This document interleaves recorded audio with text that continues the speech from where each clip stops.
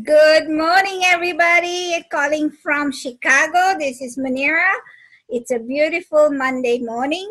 I am here with Julia Myles. She is from. I am originally from El Paso, Texas, but I live in Huntsville, Alabama right now. Awesome.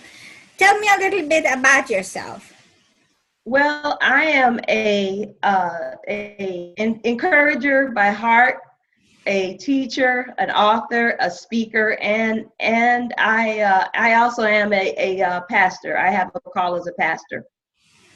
Wow. Wow. So you add a lot of value to people.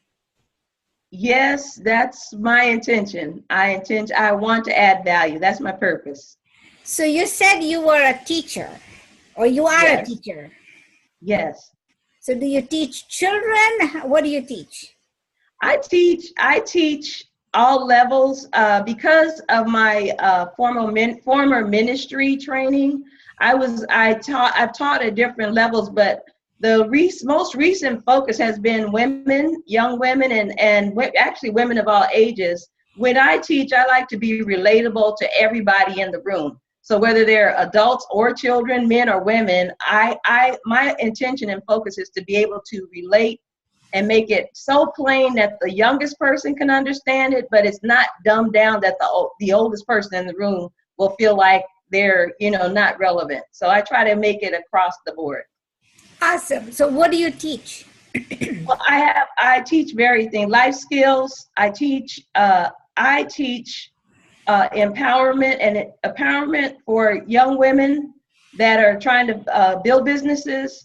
I teach more of a general life skill type environment course, because there's so many women that nobody told them how to maneuver as they got older. No one showed them the way. And so I feel my purpose is to help younger women get their focus of who they are. And then even some older and middle-aged women who are trying to figure out, after all of life, has happened, what am I supposed to do? So I have a range of classes that I teach in that as well.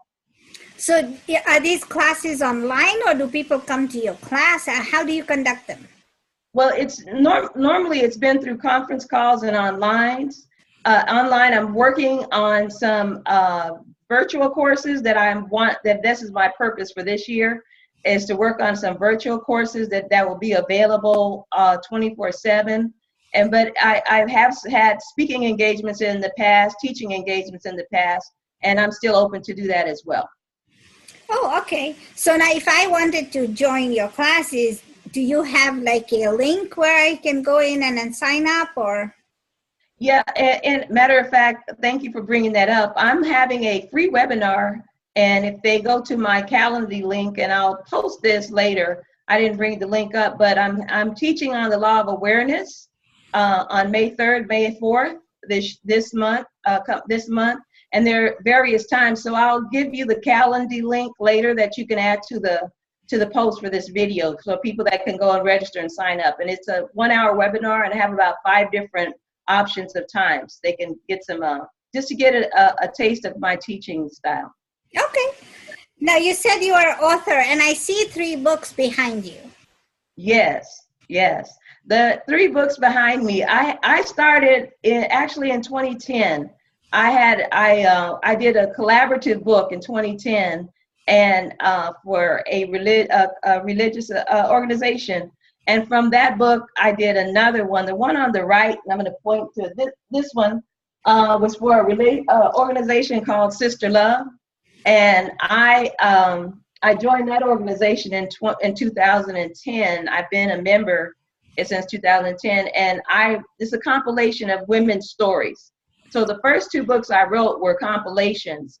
And then the one on the right, that was in response to all of the this was 2017, and the title of that was Justice for Us. And it's not justice just for me or you, but for everybody. And it was another collaborative. The one in the middle is my most recent release, and that one was the Amazon bestseller that I got on the Amazon bestseller list. and it's called Your Life Matters, What's Your Story? And I just released that one in January. Okay. And yeah. The two on each end, those were self-published. The one in the middle is the one that I have a publishing contract for. So those are the differences in the books. Awesome. So, which one is your favorite? Oh wow! Like every child, when you're a mother and you tell every child that, yeah, you're the favorite. My most recent one is my favorite because it's a true representative of my voice. But I love the poems and the writings from my sisters that I was able to write. I love the writings in Justice for Us. They're all very good. And they reach a different group of people. Everybody that is attracted to each book is different. So I love the fact about that. We don't know who we know what our intention is when we set things out in the world, but we never know who's gonna find that book. So that's what I love about writing, because you don't know who you will be helping with your writing or with your information. That is so true. So when you said something that really hit the chord with me, you said you're helping women find their way. Yes. And I know, and I personally am a victim, I should say, and the fact that I did not know my value. I put a value to myself, right? Yes. So that's what the problem is, that we don't value ourselves. We as women, we are nurturers, and we take care of everybody else in our lives except for us. Yes. And I am a true believer that we women need to teach other women that they come first. Yes. Because if their well-being and their health and their value is not determined right in the beginning, then forever they go through life feeling very privileged and undervalued, if you will. And they can't understand that. I was a victim of that for a long time until I broke the mold, and I said, okay, let's break the mold. We need to find my value. Yes. What are your thoughts on that? Oh, I'm so glad you brought that up. I share this a lot, and people that know me, that I'm very transparent, and we only portray what was modeled before us. My mother was in the other generation and she was very, very, everybody came first. Everybody came first. Every woman that was in her sphere of influence, they all acted the same way. Everybody was put first, the husbands, the kids. They never did anything for themselves. I can't even remember my mother ever buying her anything for herself, And so that was what was modeled for me. And as I got older, I was doing the same thing, modeling that same thing for my girls and my son. And there was a point in my life when I had to realize that I have value, and I had to accept that value. And I love how you said you were a victim, but you're not anymore. And I believe that once, Maya Angelou said, when we know better, we do better.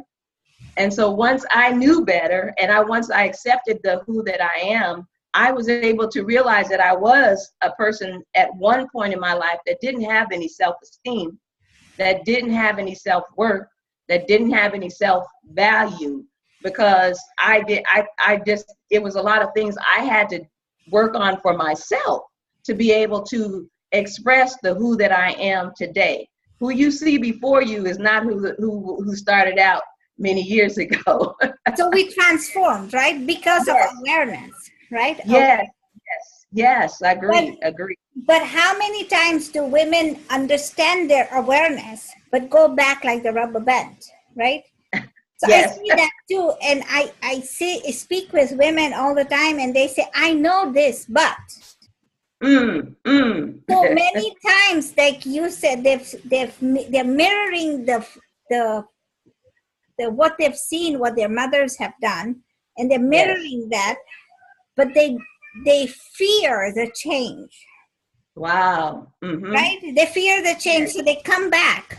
Their life, they exhibit the value and the freedom and the change when they're in their own world, but when they come back to reality where their life is, they go back to the same thing, and it's like, I can't do this. Over there is fine, but I can't do this here.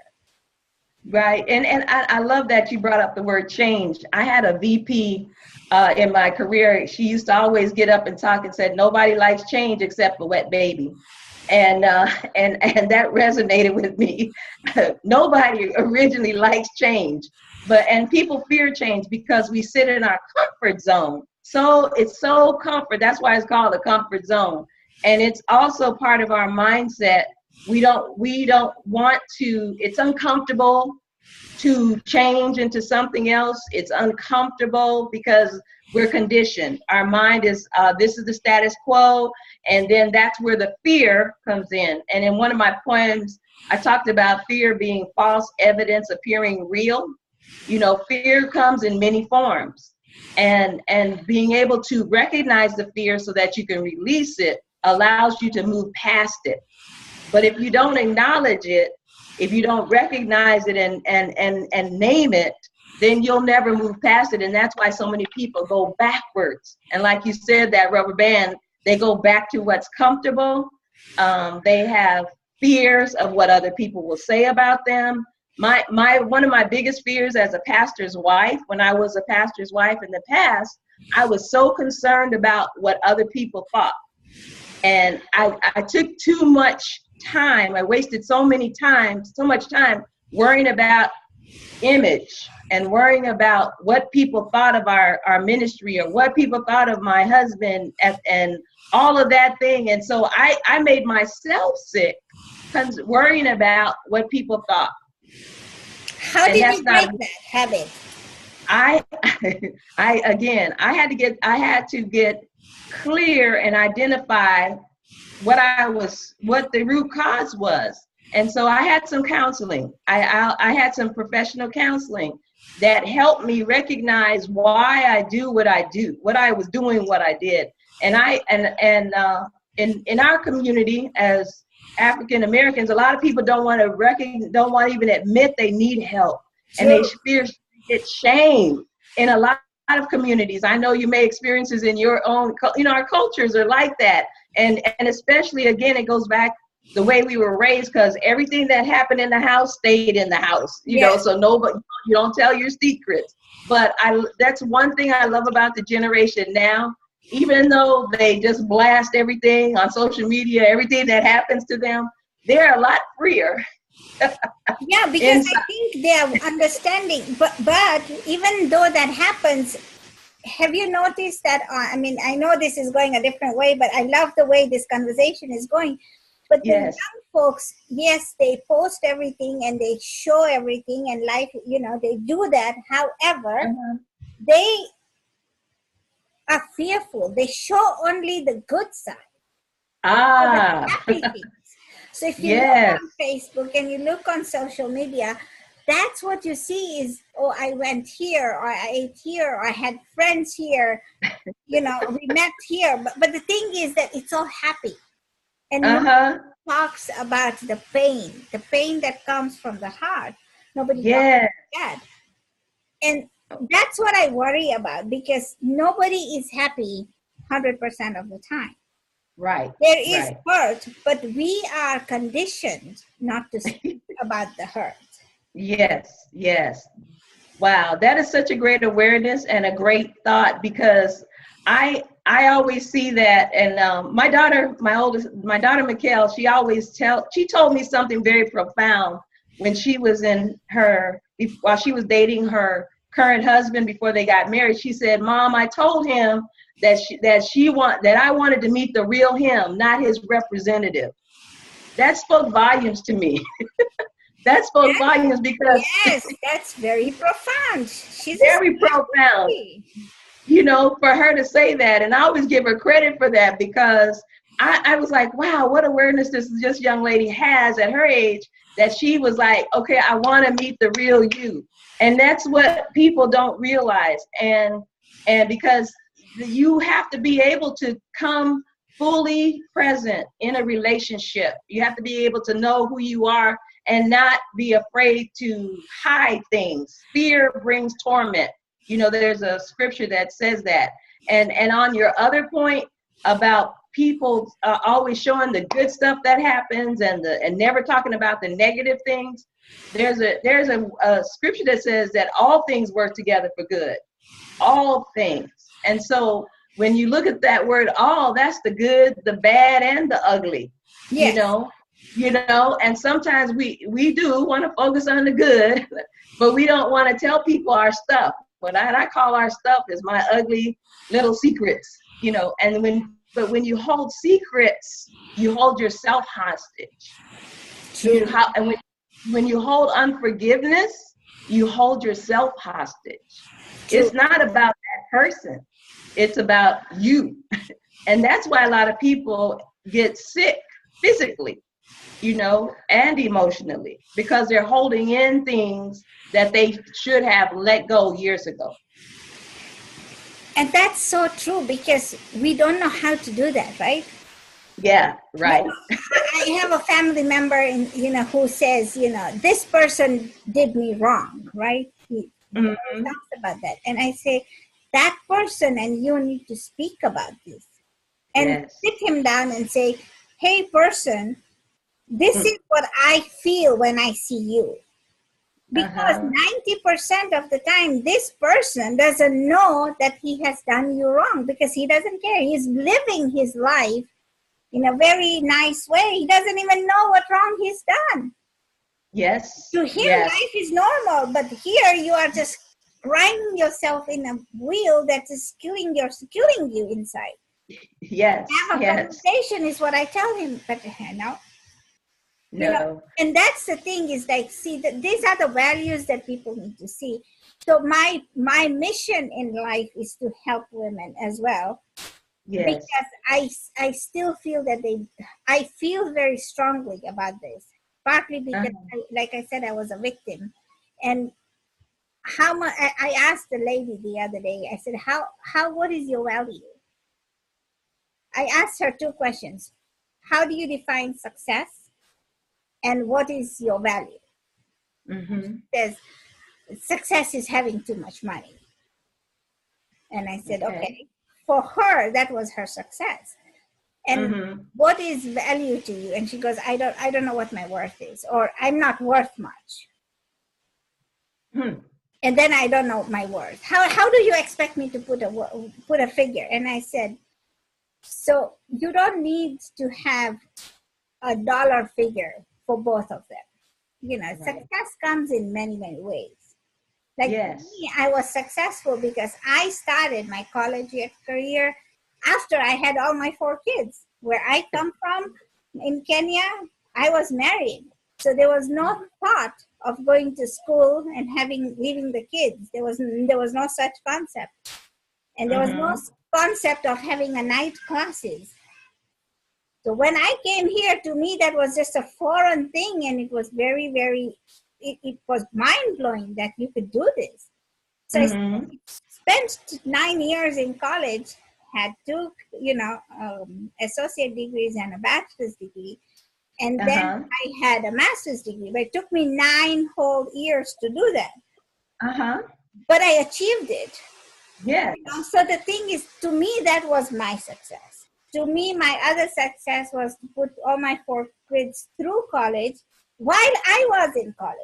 So at any given time, one of us was graduating, or one of us was doing something different, and I had to do something. But it was tough, but it wasn't impossible. And people don't see beyond the hurdles, because hurdles come, and the value that women are faced with, but they forget that there is a way around the hurdle, or there is I come from East Africa, so the jungle is usually my biggest metaphor. And so you have to figure out the hedge, the thorn trees, and all of that to figure out how you're going to get through this wall that you create, that life has created for you. Because life is not always a smooth sailing. Do you agree? Man, you have such a great awareness on so many things. I'm so glad we're having this conversation.